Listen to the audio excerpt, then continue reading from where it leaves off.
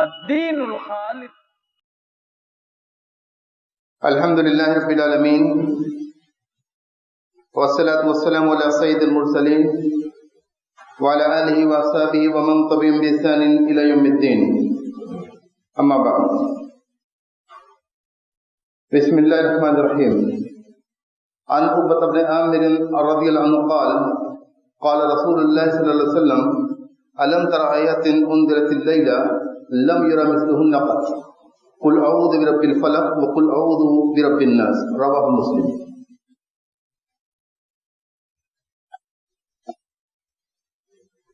اللہ رب العالمین نے ہم انسانوں کو اس جہان کے اندر جو بسایا تو یہاں بہت طرح کے خطرات ہمارے گرد و پیش ہوتے ہیں اور بہت طرح کا شر موجود ہے جو ہمیں لاحق ہو سکتا ہے اور ہماری زندگی میں اذیت کا اور تکلیفوں کا سبب اب بن سکتا ہے. سب سے بڑا شر جو دنیا کے اندر ہے وہ شیطان کا شر ہے جو انسان کو بہکانے کے لیے، اسے گمراہ کرنے کے لیے، اسے شرک میں مبتلا کرنے کے لیے، توحید سے دور رکھنے کے لیے اور انسان کو کی بربادی اور آخرت سے جہنم میں پہنچانے کے لیے وہ پوری طرح سے لگا ہوا ہے اور کوشاں ہے. اللہ رب العالمین نے دوسری طرف اپنے بندوں کو بہت سے ایسے اسباب دیے ہیں جن سے وہ تمام شر سے اپنی حفاظت کا سامان کر سکتا ہے. اور یہاں آج کے اس درس میں قرآن کریم کی دو عظیم صورتیں جو قرآن کریم کے ایک دم اخیر میں واقع ہیں، ان دو عظیم صورتوں کا بیان کہ کیسے ہم ان دو صورتوں کے ذریعے اپنے تحفظ کا اور اپنے حفاظت کا سامان کر سکتے ہیں. یہ دو صورتیں جب نبی کریم صلی اللہ علیہ وسلم نازل ہوئی تھی تو نبی کریم صلی اللہ علیہ وسلم اب بہت خوش ہوئے تھے اور صحابہ سے اس کا تذکرہ کیا کرتے تھے. یہ حدیث جو میں نے ابھی آپ کے سامنے پڑھی ہے حضرت عقبہ بن عامر رضی اللہ عنہ کی حدیث ہے، وہ بیان کرتے ہیں کہ اللہ کے رسول صلی اللہ علیہ وسلم نے فرمایا الم تر آیات انزلت اللیلہ، کیا تم نے ان آیتوں کے بارے میں نہیں سنا جو اس رات، آج کی رات نازل ہوئی. لم یرا مثلہن، اس جیسی آیات اس کے پہلے کبھی نہیں دیکھی گئی. یعنی انسان کے تحفظ کا سامان جو یہ آیتیں فراہم کرتی ہیں اور انسان کو حفاظت دیتی ہیں، اس طرح کی آیتیں نبی کریم صلی اللہ علیہ وسلم فرمایا اس سے پہلے نہیں دیکھی گئی. قرآن کریم کا نزول تو ہوتا رہا، بہت ساری آیات اور صورتیں نازل ہوتی رہیں، لیکن نبی کریم صلی اللہ علیہ وسلم فرمایا آج کی رات جو چند آیتیں نازل ہوئی ہیں اس جیسی آیتیں نہیں دیکھی گئی. قل اعوذ برب الفلق وقل اعوذ برب الناس، یعنی یہ دو صورتیں نبی کریم صلی اللہ علیہ وسلم پر نازل ہوئیں تو آپ نے فرمایا کہ اس جیسی صورتیں، اس جیسی آیات نہیں دیکھی گئی اس سے قبل، اس لیے کہ یہ انسان کو بہت بڑا سامان مہیا کرتی ہیں، بہت بڑے اسباب سے اسے صلاح دیتی ہیں کہ وہ اپنے آپ کو خود کو محفوظ کر سکے اور دنیا کے اندر جتنے بھی خطرے ہیں انسانی زندگی کے گرد و پیش موجود، ان سب سے اپنے تحفظ کا سامان، اپنے امان کا سامان وہ کر سکے. انسان ایک طرف تو شیطان کے حملوں سے دوچار ہے، وہ پوری طرح سے لگا ہوا ہے کہ اسے گمراہ کر دے. دنیا کے اندر بہت طرح کے شر ہیں اور بہت طرح کے خطرات ہیں. انسانی زندگی کے اندر ہے، اس دنیا کے اندر جی رہا ہے تو بہت سارے خطرات اسے درپیش ہیں. اور ساتھ ہی ساتھ انسانی معاشرے کے اندر ہم دیکھیں تو حسد کرنے والوں کی نگاہیں اس کا پیچھا کرتی رہتی ہیں، خود اس کا بھی پیچھا کرتی ہیں، اس کے کاروبار اور تجارت کو دیکھتی رہتی ہیں اور اس کی اولاد کو بھی نہیں بخشتی ہیں. تو اس طرح سے خطرات اور خدشے بہت زیادہ انسانی زندگی میں، اور خطرے بھی ہیں. انسان سوسائٹی کے اندر رہتا ہے، بہت طرح کے خطرے ہیں انسان کی تباہی اور بربادی کے اور تکلیف کے، تو ان سب سے تحفظ کا سامان یہ دو صورتیں دیتی ہیں. اسی حدیث میں یہ حدیث تو پوری ہوئی، لیکن ایک دوسری حدیث جو حضرت عقبہ بن عامر رضی اللہ عنہ انہی راوی سے منقول ہے، اسی صحابی سے منقول ہے، اس میں انہوں نے فرمایا کہ اللہ کے رسول صلی اللہ علیہ وسلم کہتے ہیں یا عقبہ تعوذ بہم، اے عقبہ تم ان کے ذریعے سے اللہ کی پناہ چاہو. فما تعوذ متعوذ بمثلہما، کوئی متعوذ یعنی کوئی تعوذ کرنے والا، کوئی استعاذہ کرنے والا اس جیسی دو صورتوں کے مقابل اس جیسی کسی اور صورت سے وہ اپنا تعوذ نہیں کر سکا. فما تعوذ متعوذون بمثل ما، یعنی تعوذ کے لیے یہ دو صورتیں جو ہیں وہ سب سے نایاب اور سب سے نادر چیزیں ہیں اور سب سے بہترین سبب ہے کہ انسان ان کو اپنا لے۔ علامہ ابن قیم رحمہ اللہ نے اپنی کئی کتابوں کے اندر ان دو صورتوں کا ذکر کیا ہے اور ان کی منفعت کا ذکر کیا ہے، اور انہوں نے کہا کہ اس کی طرف جو ہے اس کی جو فضیلتوں کا، جو اس کی عظمت کا اور اس کی منفعت کا جو بیان کیا، انہوں نے کہا کہ اس کی جانب انسان کی بہت بڑی ضرورت ہے، بلکہ ایسی ضرورت ہے کہ اس سے وہ خود کو الگ نہیں کر سکتا۔ وَأَنَّهُ لَا يَسْتَغْنِي عَنْهُمَا أَحَدٌ خَالٍ، کوئی بھی شخص ان دو صورتوں سے کبھی بھی بے نیاز نہیں ہو سکتا، ہر وقت ہر انسان کو اس کے ذریعے سے اپنا تحفظ کرنے کی ضرورت ہے۔ انہوں نے یہ بھی فرمایا وَأَنَّ حَاجَةَ الْعَبْدِ لِلْإِسْتِعَانَةِ بِهَاتَيْنِ الصُّورَتَيْنِ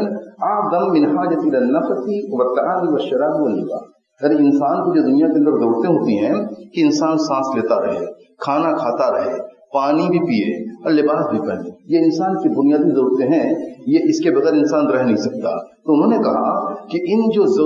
ضرورتیں ہیں اس سے بڑھ کے انسانی ضرورت یہ ہے کہ وہ اپنی حفاظت کا سامان کر لے اور ان دو صورتوں کے ذریعے کر لے، یعنی ان دو صورتوں کی ہمیں جتنی ضرورت ہے وہ ہمارے سانس لینے سے، ہمارے کھانے پینے سے، ہمارے لباس کی ضرورت ہے، ان سے بھی کہیں زیادہ بڑھ کے۔ ان دو صورتوں کے بارے میں نبی کریم صلی اللہ علیہ وسلم کی حدیثیں بہت کثرت سے ملتی ہیں اور بہت بڑا بیان ملتا ہے، اور ان کی تفسیر جو ملتی ہے اس کی ان آیتوں کے معانی کو سمجھنے کے لیے جو تفسیر میں ہم جائیں گے تو بہت کچھ ہم سمجھیں گے، اور اس کی قدر و قیمت کا اندازہ تب ہمیں ہوگا جب اس کی ہم تفسیر کے اندر جائیں گے۔ لیکن مجھے یہاں اس کی تفسیر بیان کرنا مقصود نہیں ہے، بلکہ یہ کہ کن کن اوقات میں ہمیں کیسے پڑھنا ہے، نبی کریم صلی اللہ علیہ وسلم نے اس سلسلے میں کیا ہدایتیں دی ہیں کہ ان دو سوروں کو ہم کیسے پڑھیں، کب پڑھیں اور کتنی بار پڑھیں، یہ چیزیں بھی حدیثوں کے اندر ملتی ہیں، اس کا بیان بھی بے حد شدید ضروری ہے۔ حضرت عقبہ بن عامر رضی اللہ عنہ کی حدیث ملتی ہے کہ امرنی رسول اللہ صلی اللہ علیہ وسلم بالمعوذات دبر کل صلاۃ، یہ انہوں نے کہا کہ نبی کریم صلی اللہ علیہ وسلم نے مجھے حکم دیا کہ ان معوذات کو ہر نماز کے بعد پڑھا کرو۔ معوذات یعنی معوذتین، قل اعوذ قل اعوذ بالناس، اور اس کے ساتھ سورہ اخلاص یعنی قل اللہ، ان تین صورتوں کو ہر نماز کے بعد پڑھا کرو۔ اب ذرا ہم سمجھیں کہ اللہ کے رسول صلی اللہ علیہ وسلم نے یہ جو ہدایت دی، یہ جو حکم دیا کہ ان ہر نماز کے بعد ان صورتوں کو پڑھیں اور سورہ قل اللہ احد یعنی سورہ اخلاص کو بھی اس میں شامل کر دیں، یہ تینوں چیزیں مل کے انسان کے تحفظ کا بہت بڑا سامان ادا کرتی ہیں۔ تو ہم سمجھیں کہ ہر نماز میں اگر انسان پڑھتا ہے، اسے ہر نماز کے بعد اگر پڑھتا ہے تو ہر دو نماز کے درمیان جو وقفہ ہے اس میں انسان نے اپنے تحفظ کا، اپنے امان کا، ہر چیز کا انتظام اس نے کر لیا، اور اللہ رب العالمین سے وہ براہ راست مانگتا ہے۔ اللہ رب العالمین جو اسے تحفظ دینے والا ہے، جس نے شیطان کو پیدا کیا اور جس نے ہر طرح کی جو چیزیں ہیں اس دنیا کے اندر ہر چیز پر وہ قدرت رکھنے والا ہے، وہ شر کو ہم سے دور کرنا اور دفاع کرنا اس کی قدرت کے اندر ہے، اور جب ہم اس کا سہارا ہم ڈھونڈتے ہیں، اس سے ہم مدد مانگتے ہیں تو یہ چیزیں ہمیں حاصل ہوتی ہیں۔ اللہ رب العالمین اپنے فضل و کرم سے یہ چیزیں نوازتا ہے۔ اور ایک دوسری حدیث کے اندر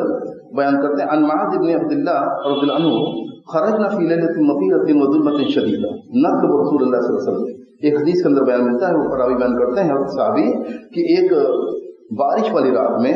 جبکہ شدید تاریکی تھی، بہت زیادہ اندھیرا تھا، ہم لوگ نکلے نبی کریم صلی اللہ علیہ وسلم کو ڈھونڈنے کے لیے، سفر میں تھے اور نبی کریم صلی اللہ علیہ وسلم اسی سفر میں ان سے جدا تھے، کہیں اور تھے، یہ لوگ ڈھونڈنے کے لیے نکلے کہ کہیں ہیں تو آپ کو ڈھونڈ لے اور ہم لوگ ان کے ساتھ نماز پڑھ لیں۔ کہتے ہیں کہ ہم نے آپ کو پایا تو آپ نے فرمایا قل پڑھو، تو میں نے کچھ نہیں پڑھا، پھر نبی کریم صلی اللہ علیہ وسلم نے کہا کہ قل کہو یعنی پڑھو، فلم اقل شیئا، تو پھر بھی میں نے کچھ نہیں پڑھا، تو آپ نے فرمایا پھر فرمایا قل، تو کہتے ہیں کہ تیسری بار جب نے فرمایا کہ پڑھو تب میں نے پوچھا کہ اللہ کے رسول میں کیا پڑھوں، تو آپ نے فرمایا قل هو اللہ احد والمعوذتین حین تمسی وحین تصبح ثلاث مرات تکفیک من کل شیء، یعنی قل اللہ احد پڑھو، قل اعوذ برب الفلق پڑھو اور قل اعوذ برب الناس پڑھو۔ کب پڑھنا ہے؟ صبح کو اور شام کو، یعنی فجر کی نماز ہو جائے تب پڑھ لے انسان، یا صبح صادق ہو گئی ہے تب پڑھ لے، اور اسی طرح شام یعنی مغرب کا وقت ہو گیا، مغرب کی نماز انسان نے پڑھ لی، سب سے بہترین وقت ہے وہ انسان کی شام کی ابتدا میں یہ انسان اس کو پڑھ لے، تین مرتبہ اسے صبح اور شام کو انسان کو پڑھنا ہے۔ آپ نے فرمایا، نبی کریم صلی اللہ علیہ وسلم نے فرمایا فیک من کل شیء، یعنی ہر چیز سے تمہیں کافی ہے، یعنی ہر چیز کا، ہر شر کا تم سے یہ دفاع کرنے کے لیے کافی ہے. شر تو دنیا کے اندر بہت طرح کے ہیں، لیکن انسان نے اگر اپنے تحفظ کا، اپنے امان کا، اپنی حفاظت کا سامان کر لیا ان تینوں صورتوں کے ذریعے سے صبح و شام کو، تو یہ چیزیں، یہ صورتیں، اللہ رب العالمین سے انسان کا یہ لگاؤ، اللہ رب العالمین سے التجا مانگنا، اس سے استعاذہ کرنا، یہ انسان کے لیے ہر شر سے حفاظت کا سامان یہ مہیا کرائے گا. اسی طرح ایک حدیث میں نبی کریم صلی اللہ علیہ وسلم فرمایا، کان نبی صلی اللہ علیہ وسلم اذا عمل فراشیہ، حضرت عائشہ رضی اللہ عنہا کا بیان ہے، وہ بیان کرتی ہیں کہ حضرت نبی کریم صلی اللہ علیہ وسلم جب بھی بستر پر سونے کے لیے آتے رات میں، کل لیلہ جمع کرتے، ثم نفث فیہما فقرأ فیہما قل واللہ احد وقل اعوذ برب الفلق وقل اعوذ برب الناس. یعنی نبی کریم صلی اللہ علیہ وسلم جب بستر پر آتے تو اپنے ہتھیلیوں کو جمع کرتے، یعنی جس طرح سے دعا کرنے والا انسان اپنے ہاتھ کو اٹھاتا ہے اور دونوں ہتھیلیوں کو ملاتا ہے، اس انداز میں نبی کریم صلی اللہ علیہ وسلم اپنے ہاتھ کو اٹھاتے اور یہ تینوں سورہ پڑھتے اور پھر اس میں پھونکتے. نفس کا لفظ ہے حدیث میں کہ پھونکتے، یعنی اس کو نفس عربی میں اس چیز کو کہتے ہیں کہ انسان پھونکے، لیکن پھونک کے ساتھ ساتھ تھوک کے بہت معمولی ذرے بھی منہ سے نکلے، یعنی تھوکنا نہیں ہے لیکن تھوک کے معمولی ذرے، نفق کہتے ہیں پھونکنے کو، لیکن نفس کا لفظ ہے، یعنی معلوم یہ ہوا کہ اس میں اس انداز میں انسان اپنے ہتھیلیوں میں پھونکے. ثم یمسح بہما ما استطاع من جسدہ، پھر نبی کریم صلی اللہ علیہ وسلم جہاں تک ہاتھ پہنچتا، وہ ہتھیلی پہنچتی اپنے جسم میں، اس پر اسے پھیرتے تھے. یبدا بہما علی راسہ ووجہہ، نبی کریم صلی اللہ علیہ وسلم اپنے سر سے شروع کرتے تھے، یعنی ان تینوں صورتوں کو پڑھا، ہتھیلی کو اونچا کر کے، جس طرح سے انسان دعا کرتا ہے اس طرح سے دونوں ہتھیلیوں کو ملا کر اور پھر اس میں پھونکتے اور پھر اس سے اپنے بدن پر اس کو پھیرتے تھے. پھیرنے کے لیے سب سے پہلے آپ اپنے سر سے شروع کرتے اور اپنے چہرے سے شروع کرتے اور پھر جسم کا جو سامنے کا حصہ ہے اپنے آگے کا، اس پر آپ پھیرتے اور پھر جو ہے جہاں کہیں پیچھے ہاتھ پہنچتا پورے بدن میں اس کو آپ پھیرتے. لیکن علماء نے یہ بھی وضاحت کی ہے کہ جہاں ہاتھ نہ جائے وہاں بہت مشقت سے انسان کو ہاتھ ڈالنے کی ضرورت نہیں ہے، ہاتھ بہت پیچھے تک انسان جہاں تک آسانی سے کر سکے ایسا کر لے. اس حدیث کے اندر یہ بھی بیان ہے یفعل ذلک ثلاث مرات، نبی کریم صلی اللہ علیہ وسلم ایسا 3 مرتبہ کرتے تھے. معلوم یہ ہوا کہ انسان کو ایسا سونے کے لیے جب انسان بستر پر آئے تو ان تینوں صورتوں کو پڑھے اور جس انداز میں نبی کریم صلی اللہ علیہ وسلم نے کیا ہے اسی انداز میں وہ اس کام کو کرے، اور اگر کرتا ہے تو یہ نبی کریم صلی اللہ علیہ وسلم کی اقتداء ہوگی، آپ کی اتباع ہوگی، آپ کی اسوے کو اپنانا ہوگا، جو کہ بہت ضروری ہے کہ انسان نبی کریم صلی اللہ علیہ وسلم کے اسوے کو اپنانا چاہے. اور بہت بڑا فائدہ اس کا یہ ہوگا کہ پوری رات کے لیے اللہ رب العالمین سے اس نے استعاذہ کیا ہے، اپنی حفاظت کا سامان مانگا ہے، اس سے دعائیں کی ہیں، اس سے مانگا ہے، تو اللہ رب العالمین اس سے یہ چیز اپنے فضل و کرم سے نوازے گا اور انسان کی حفاظت کا بہت بڑا سامان ہو جائے گا. یہ دونوں صورتیں، سورہ فلق اور سورہ ناس جو ہے الناس، اس کے بارے میں نبی کریم صلی اللہ علیہ وسلم کی ایک حدیث اور ملتی ہے،